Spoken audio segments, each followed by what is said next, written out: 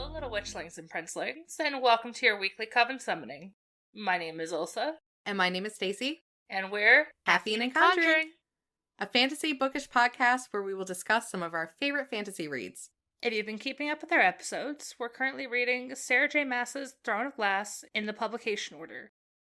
We are currently discussing Book 2, which is Crown of Midnight, so please read up to and including Chapter 39 before listening to this episode if you don't want any spoilers.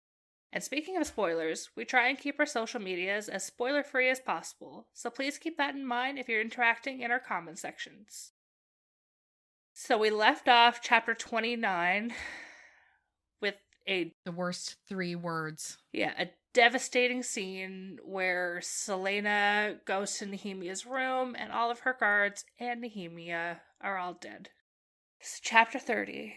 Selena's staring at Nehemia's body, which is so torn up, the bed is almost black with blood. She's understandably devastated about the loss of her best friend, and their last conversation is playing hard on her mind. Like, you see your best friend die, and that last conversation they had, they ended so badly. It's heartbreaking. Mm-hmm. Especially for Selena being called a coward by Yeah. Nehemia. Like, that was literally the last. Oh.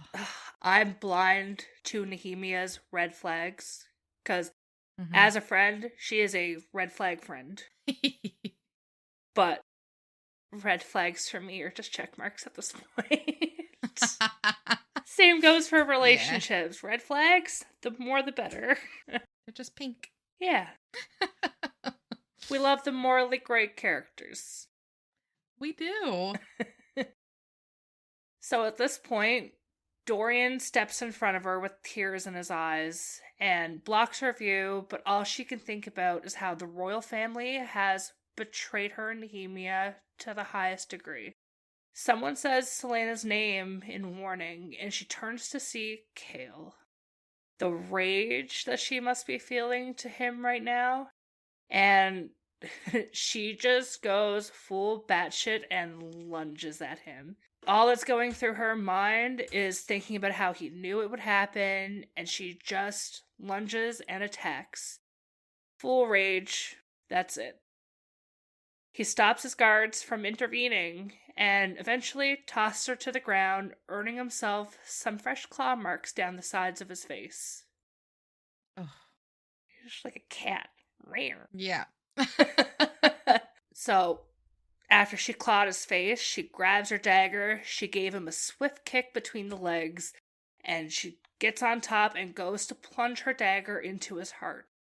While this is happening, Kayla's just pleading with her, saying that they're friends, but she just responds with, "You will never be my friend. You will always be my enemy." Before she can land the blow, though, another guard steps in and knocks her out with the handle of his sword. There's a pretty big part between that, though. The room goes icy cold. Yes. And Selena can't pull her sword or her dagger down because something is preventing her. Yes. I wonder what. She looks up from Kale at this point and she's just like, there's something happening right now. And then that's when she gets knocked out. Yeah. Like, that gave me shivers. So what caused the coldness, Stacy? Oh, I don't know. Maybe the guy that just a handful of chapters ago woke up in a ring of frost.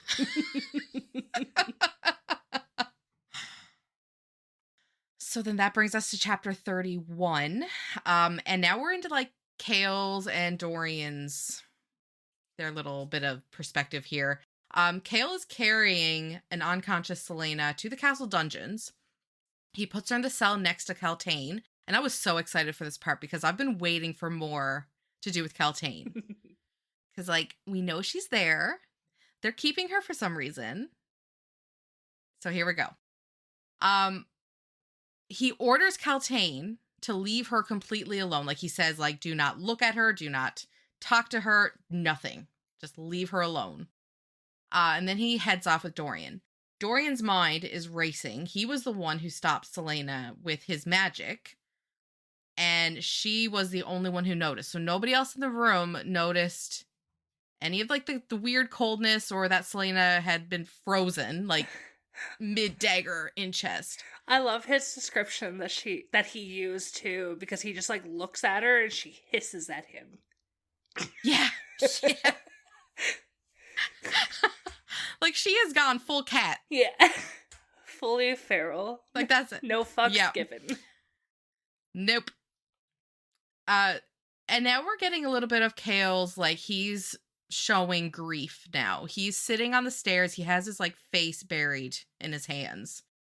And he just knows that this is it. That there's no way she's going to forgive him.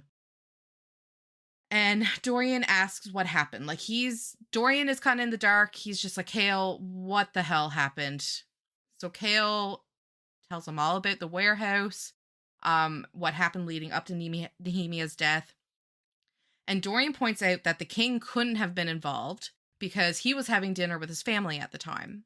He had planned to question Nehemia afterwards. So Kale explains that he personally chose the extra guards patrolling the castle that night. And Dorian's puzzled, trying to make sense of it all. He asks how long Selena will be locked up, and Kale's answer, he just says, for as long as it takes for her to stop wanting to kill us all. You're going to be waiting a while, my friend. Yes. So then we switch over to Selena's point of view, and she's waking up in the darkness, and even before she opens her eyes, she knows where she is. She knows she's in the dungeons. Kaltain, she chimes in, and she's like, oh, I knew you were going to end up here eventually. Like, bitch. So as she's like, did they get tired of you too? But Selena's thoughts are just totally consumed. She is just bitter towards Kale.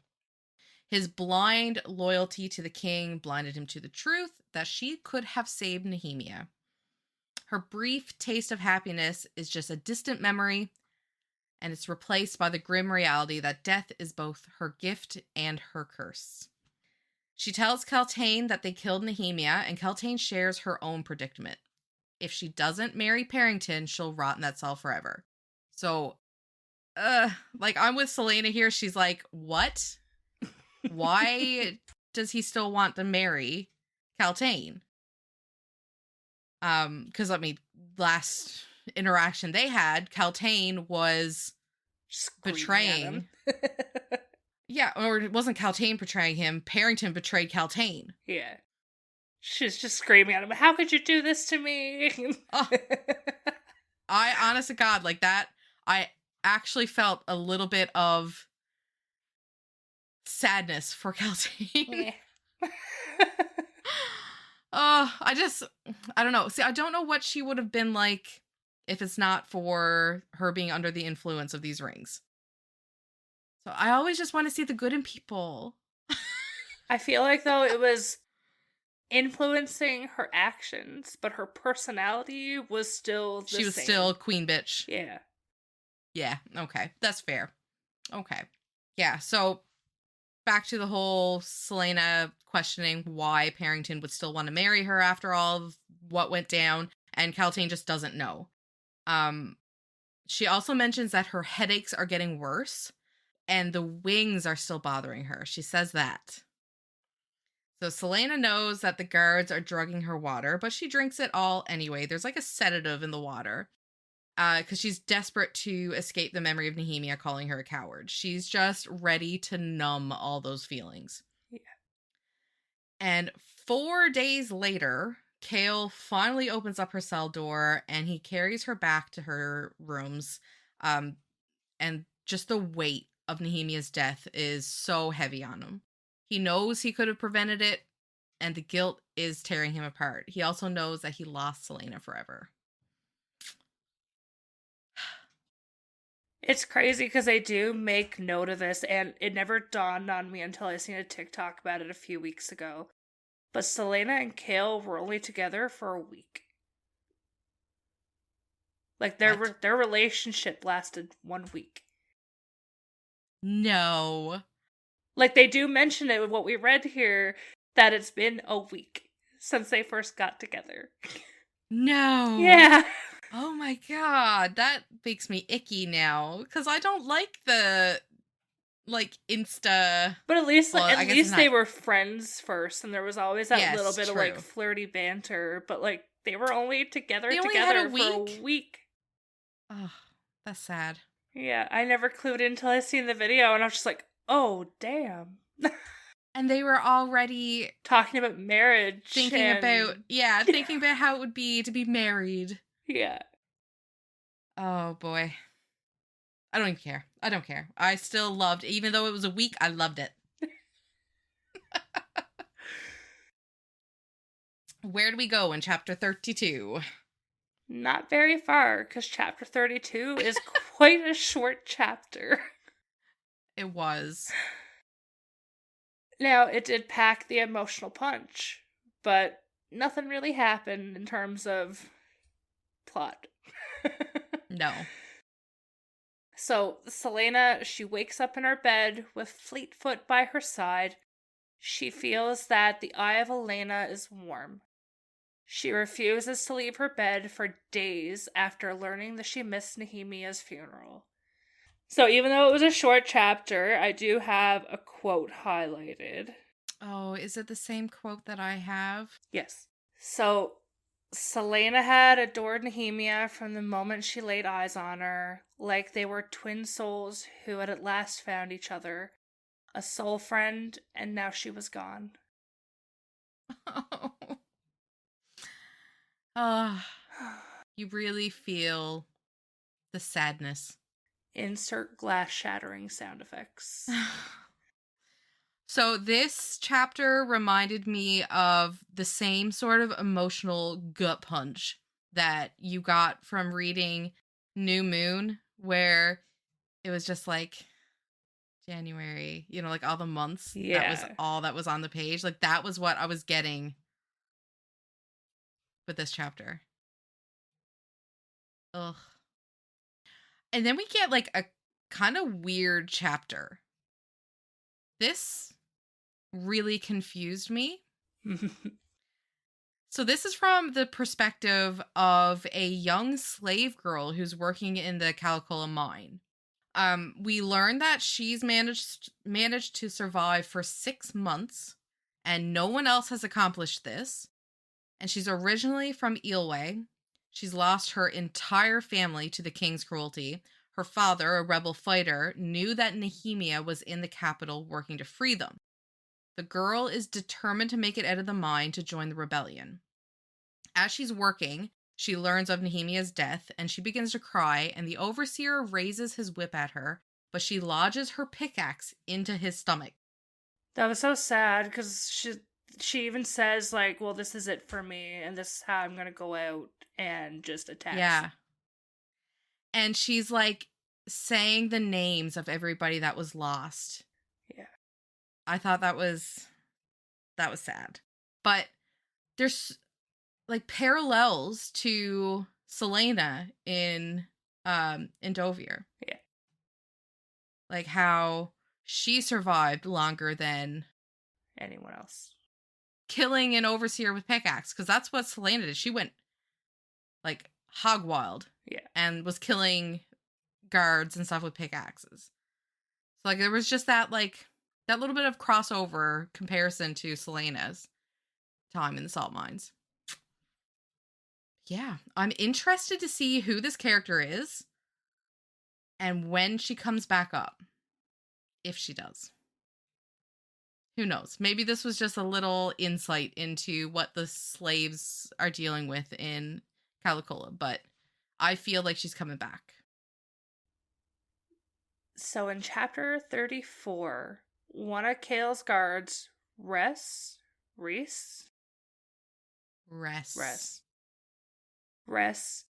reports that Selena only gets out of her bed to sit in a chair and stare at the fire before returning to her bed in the evening. Kale, thankful for the distraction, spends his days in meetings and learns that the king has summoned his father to the court. Ooh, Kale's papa. So, switching over to Dorian, guards are now following him everywhere for his safety, and many lords have left the castle and the city after Nehemia's murder. Roland stays, though, and continues to support Dorian in their council meetings, even agreeing with Dorian that they should publicly apologize for Nehemia's death. This suggestion enrages the king, but Dorian doesn't give two fucks and writes her family a letter.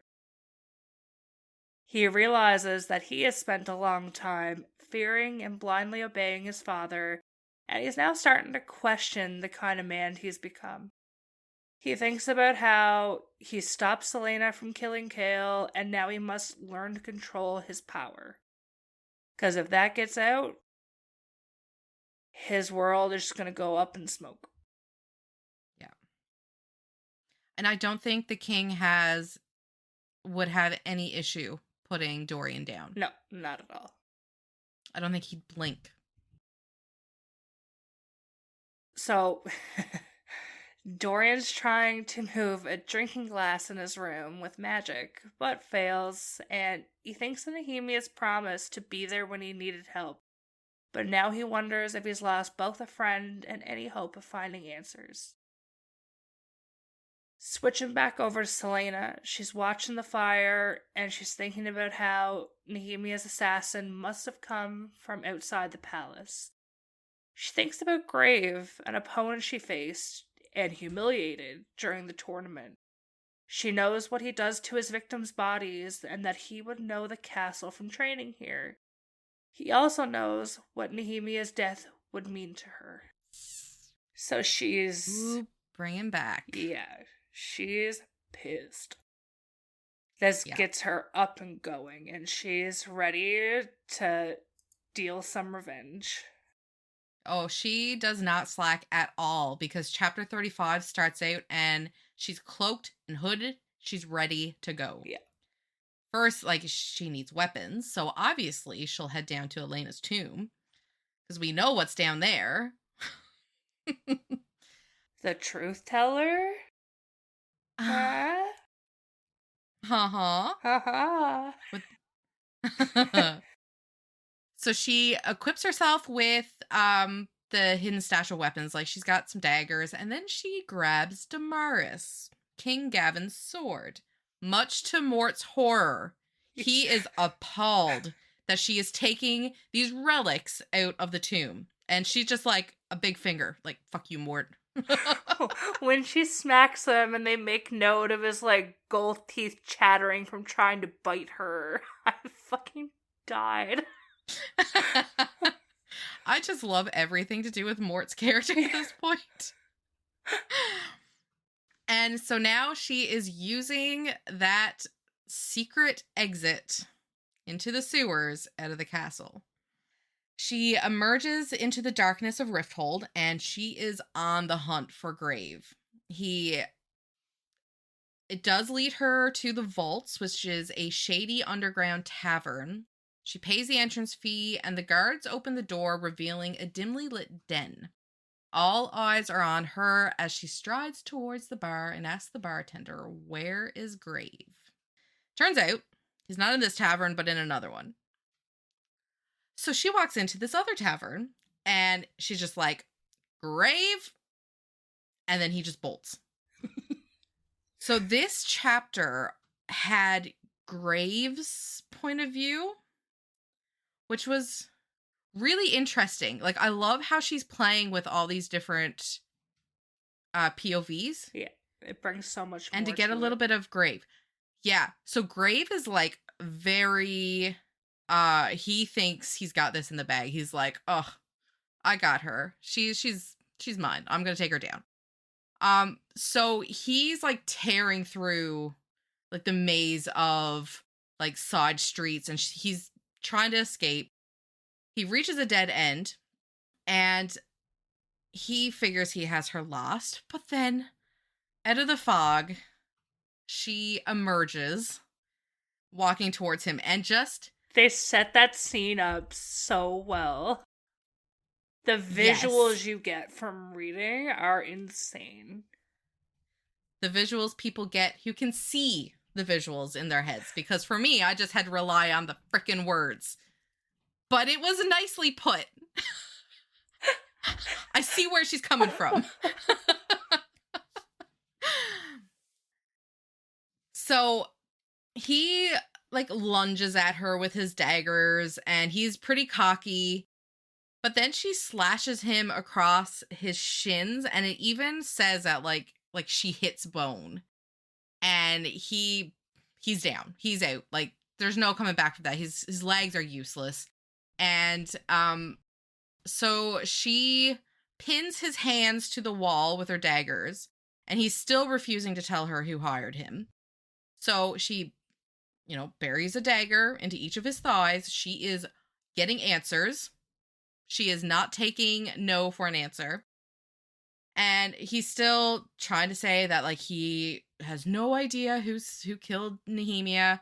But then she starts to threaten to slice off his fingers, and he finally cracks, and he's, like, begging her to stop, and he promises to tell her everything. And then end scene. So unfortunately, we don't get much of anything of the actual answers and killing at this point. Chapter 36 starts with Celaena bursting into the king's council room and places Graves' head in front of a very surprised Minister Mullison. I love the, like, pat that she gives him. Yeah. Celaena then walks to the king, hands him a list of 15 names. She explains that she took care of these traitors on her own, and the king tells her he'll double her last month's payment as a reward. Celaena bows to the king, stares at Chaol for a moment, then silently leaves the room. The king then orders Chaol to take Mullison to the dungeons. Yeah, so, like, we learned there that it was Mullison that hired Grave to kill Nehemia.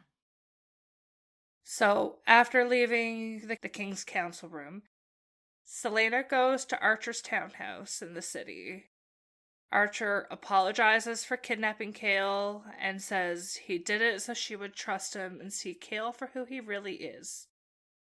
She profusely apologizes for killing the men at the warehouse and tells him she gave the list to the king, which should distract him for a few days. Archer then confirms Nehemia was working for him because she came to Rifthold and organized a force and provided information from within the castle.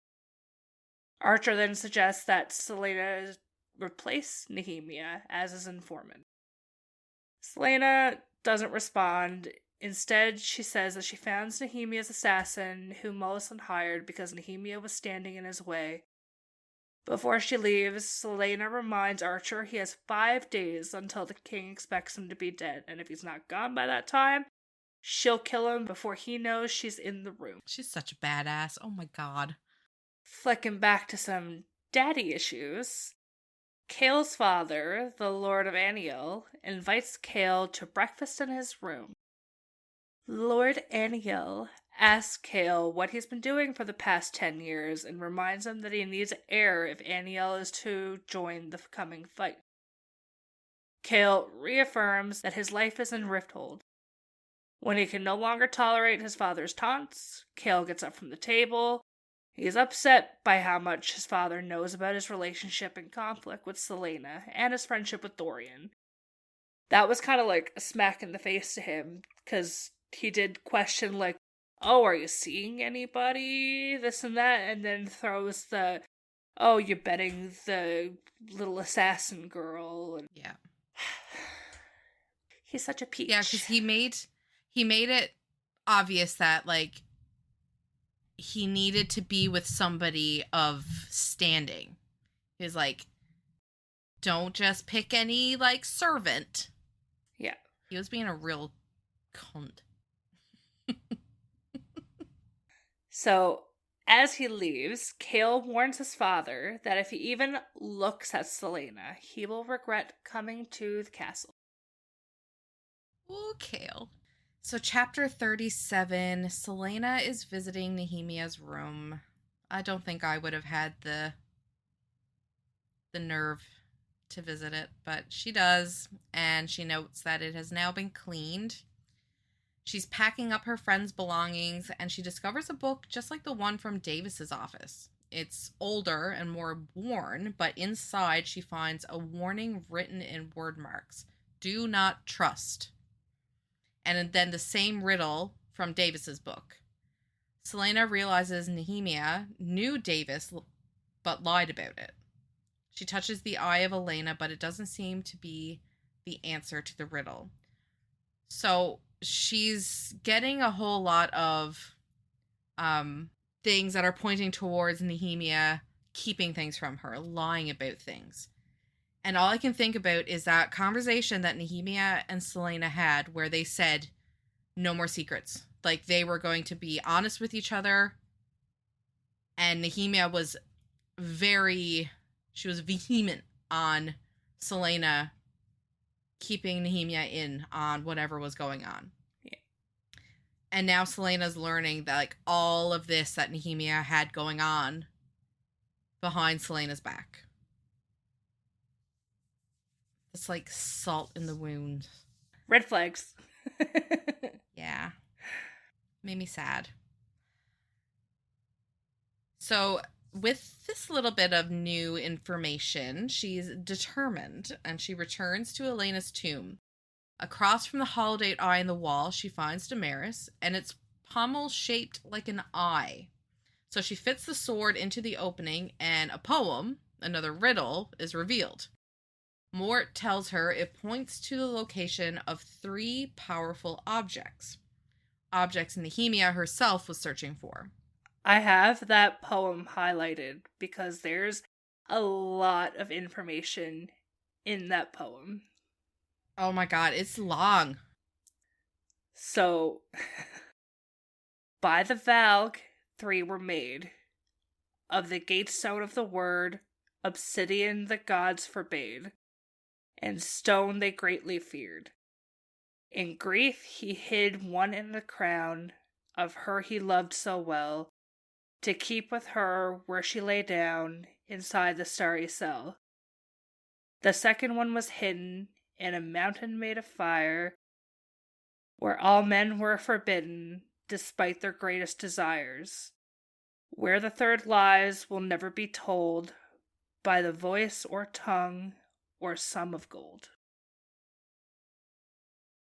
There's a lot in that poem. Yeah. Yeah. I'm assuming it would be the White Fang Mountains because that's where the king frigged off to and all of his party died.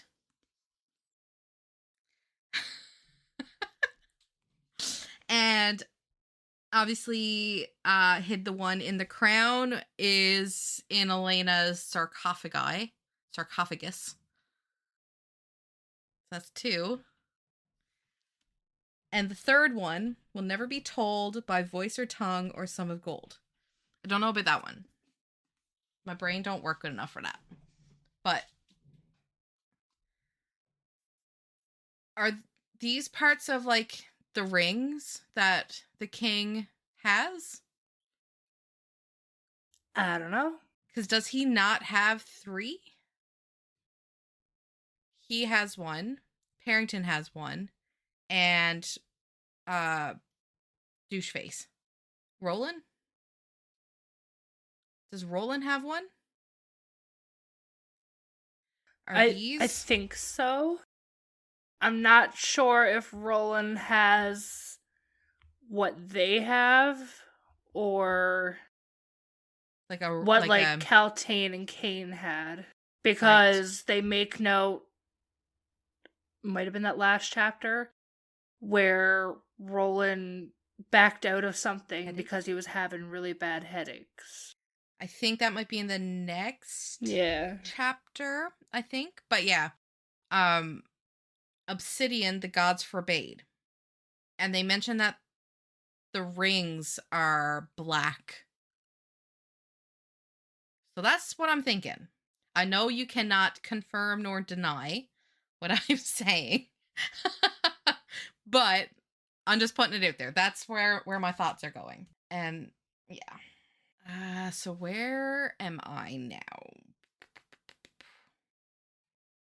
Okay, yeah. So Mort tells her it points to the location of 3 powerful objects Nehemia herself was searching for. Selena leaves the tomb and she's wondering what else Nehemia kept hidden. So, like, there's so many secrets that Nehemia had. She climbs the stairs to her room and Elena appears. And Selena asks her what death was like, and Elena describes it as peaceful and painless. But Selena argues that it wasn't for Nehemia, but Elena assures her that her friend's suffering is over. Selena is overwhelmed by grief and she finally breaks down and she is just sobbing. As for the first time over Nehemia's death. Yeah. It was so sad. She like leaned into Elena's warmth. And later, Selena visits Nehemia's temporary grave in the graveyard behind the royal mausoleum. She's standing over her friend's resting place and she sings this mournful song and it's in another language.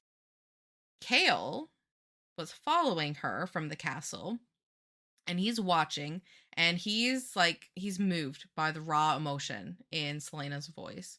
And he even says like it's not beautiful. Like it is just he's like she's not a good singer. Because she's like crying and like you can hear the anger in her like as she's singing this song. And when she finishes, Selena turns slightly towards him. So like she senses that there was somebody watching her. And he calls out her name, but she just doesn't react. She's just standing there. And Kale is just like, she is totally lost in her grief right now. And he just walks back to the castle alone. That was so sad. So, chapter 38, we switch back to Dorian, and he is spending much of the night in the library searching for books on magic. But he's unable to find anything. He hears footsteps and pretends to read as Selena appears. He asks if he can help her find anything, and there is a little bit of cute banter about him being a little librarian. I love them so There's much. a little bit of their old selves. Yeah. Shining through here. But she says she's just out for a walk and gives him a genuine smile. And he even says, like, showing her teeth. And it's the first time he's seen her smile like that in a long time. He's just staring at her, prompting her to apologize for not being herself lately. And Dorian's just like, I understand. With the soft eyes. And I was just like, that was all that she needed. Yeah. Like, she just needed somebody to say that they understood. Mm-hmm. So while all this is happening, Fleetfoot is causing chaos. He's snatching up papers, running around the library, sending the librarian into a frenzy. And Kale walks into the library looking for information about the song Selena was singing at Nehemia's grave. He follows an apprentice down an aisle and hears Selena and Dorian talking. Kale is grateful Selena's talking, even if it's not to him. He sees the head librarian and asks if he knows of any of Terrason's songs sung in another language, and the librarian just says he has heard that when the Terrason noble dies, they sing in the language of the Fae. He adds that this practice is sacred to the royal court, and no one else would know the songs unless they were of noble blood. Kale realizes that Selena must be part of Terrason nobility as he leaves the library, making her a significant threat. Oh boy. We're learning things. Yeah. I did have one little highlight. It wasn't much, but Fleetfoot turned to look up at Selena, her golden eyes full of question. Selena reached down to stroke the warm head, long ears, slender muzzle, but the question remained. Selena said she's never coming back, and the dog kept waiting. Cue that was when the they were tears. out. The first time I read this, I was just like a sobbing mess reading this book. Because Fleetfoot loved Nehemia. Yeah. Like, right from the get-go. This brings us to our last chapter of this episode. And Selena is being all sneaky again. She's Sneaky crouched on the snack. rooftop. Yeah. And she's overlooking Archer's townhouse. So she is like stalking who's coming and going. She's watching. There's a steady stream of people. And she realizes that this is a serious meeting. It's not a casual get together. It's not just a little dinner. This is a meeting. Hours later, all but one of the guards have left. Want to know who this is? She witnesses a heated argument between Archer and the remaining guests, and she does note that it's the same guard, or it's the same man who guarded Kale at the warehouse. Finally, like after this heated debate between him and Archer, the man storms off with a particularly vulgar gesture, leaving Archer alone. We love the vulgar gestures. Or Sarah loves her vulgar gestures. That. We don't necessarily just fucking say you flipped him off. Yeah. So we're back at the castle now, and Selena has accepted Dorian's invitation to dine with him in his tower. So she is surprised to find that his room is cozy. There's books piled everywhere. It's not this like elegant, pristine room that she would have, expected from our little princeling. He confesses that he prefers to keep things his own way. He doesn't have maids coming in and cleaning, because then he will never know where things are put. He is like me. He has an organized mess. He knows right where to put his hands on things. He also mentions that Roland has tried to take over the task of dressing him, as is customary for a prince, but Roland's been plagued with headaches lately. Dorian asks why Selena agreed to have dinner with him, and she admits that she has nowhere else to go. And he assures her that she always has a place with him. And they eat in comfortable silence, but Dorian can't help but notice that she has a lot of sorrow in her eyes. I did like that part. And then the next day, Selena returns to Elena's tomb. I always fuck up if it's tomb or tome. Tome is like a book, right? Yeah. Okay. Fucking English. Anyways. The next day, Selena returns to Elena's tomb, determined to decipher the new riddle. Frustrated, she decides to seek help from someone who knows magic. So I guess we're headed back to the carnival. Good old Bobby Yellowlegs. That's who I'm assuming she's going to. Man. I feel like there wasn't a whole lot of movement in this. This whole book doesn't have a whole lot of movement, but there's a lot of information. Yeah. Yeah.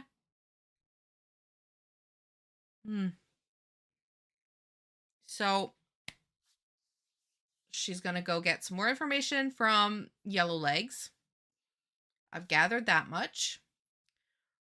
We're going to figure out that the rings, that's what the riddle is leading towards. Dorian has to figure out more about his powers. Obviously, it is not specializing in moving glasses. And poor Kale is just lost. And Archer. We still have more to do with Archer and guard guy that flipped him off. Yeah. So still lots of questions. Not a whole lot of answers. Just a lot of grief. That's pretty well what I feel like this chunk has been. It's just been grief and just going through it, not necessarily, I don't know, processing it, I guess. She's just Yeah. living in grief right now. There's no processing yet. So we have 2 more episodes left to this book. Yeah. There's still so much. And we need to know who the fuck this slave girl is in the mines. Yeah. And where's Aelin? They Good just like Lord. dip her name in there and they're just like, yeah, we'll come back to it. Yeah. Like when? Come on now. Oh, I can't wait. Yeah. I cannot wait to get more information and more characters. Come on. I was just thinking, like, so many more characters get added to this series. I know, and I know that. Like, I know that there are a lot of characters. I've seen, like, not like specific fan art, like nothing that jumps out to me, but I do know that there are a lot of characters in the Throne of Glass series. So I'm just like, we have Did you what, see the like 4 right pictures where it's like 12 or 15 like their faces kind of thing with Yes. their names? Yeah. But like not necessarily their names, unless it was there, but I've just like, because I didn't know who they were. But like, and even like the silhouettes, like I've seen ones where it's just like silhouettes all across, and I don't know, maybe that's all Selena in different poses. I don't know, but it just seems like it's a lot of characters. Anyways, I'm rambling. Yeah. That's all I got right now. Yeah. I just want to know what the fuck, who the fuck, I and what can't the fuck. add anything right now. I know. I can't wait until we can actually do a series on this podcast where we both have not read it. But I was thinking that too, because we had planned on like doing all this Throne of Glass, but then going to the other 2, the big 3. But it might be fun to throw like a smaller little fantasy like even romance just series. a standalone. Yeah, It doesn't necessarily have to be a something series. Yeah. Oh. I'm looking at my books. Jumping the gun, Stacey. I wish I had saved Metal Slinger, because that would have been a great one for both of us to read together, because the cliffhanger at the end of that book is the wildest, most perfect cliffhanger. Like, that book, 5-star, amazing. Chef's kiss. So, like, the cliffhanger, is it, like, beyond Yaros's cliffhangers? Like, is it crazier than that?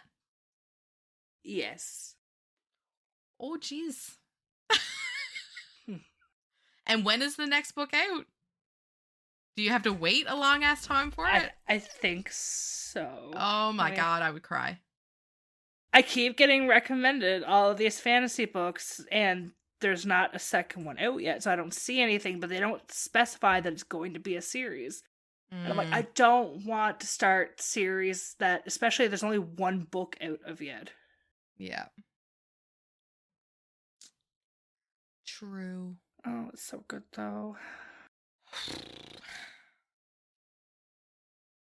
And with that, our Coven summoning comes to a close. Don't forget to hit the subscribe button on Spotify or Apple Podcasts. And follow Caffeine and Conjuring on Instagram and TikTok to stay up to date on our journey through Throne of Glass.